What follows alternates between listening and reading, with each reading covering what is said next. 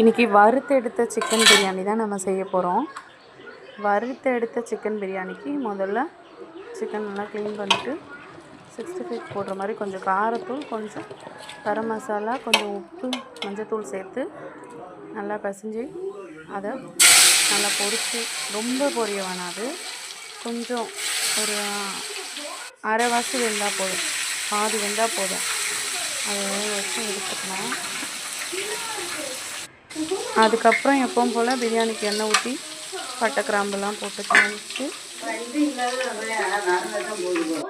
வெங்காயத்தை போட்டு வதக்கணும். முதல்ல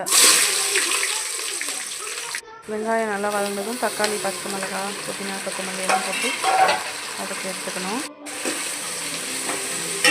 நல்லா வதங்கட்டும்.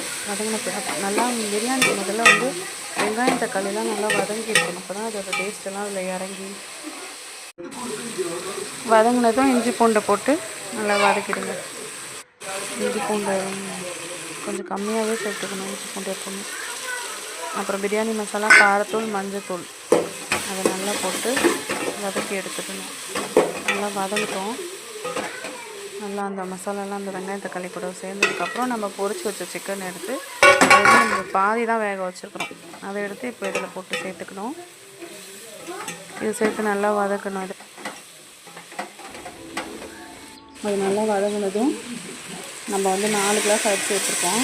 அதுக்கு 9 கிளாஸ் தண்ணி வைப்பேன் எப்போவுமே நான். சாதாரண வீட்டு அரிசி தான். அதை ஊற்றிட்டு கொதி வந்ததுக்கப்புறமா அரிசியை ஒரு 10 நிமிஷத்துக்கு முன்னாடியே ஊற வச்சுருக்கேன்.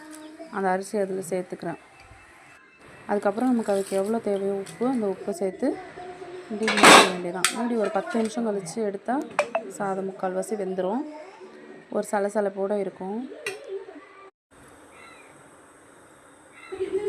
அதை எடுத்துகிட்டு மறுபடியும் தோசைக்கல் அடுப்பில் வச்சு அதில் ஒரு 10 நிமிஷம் அப்படியே சிம்மில் வச்சு வேக விடணும். அவ்வளோதான். அடுப்பு நிறுத்திட்டு எடுத்தால் நல்லா பிரியாணி ரெடி ஆகிடுச்சு.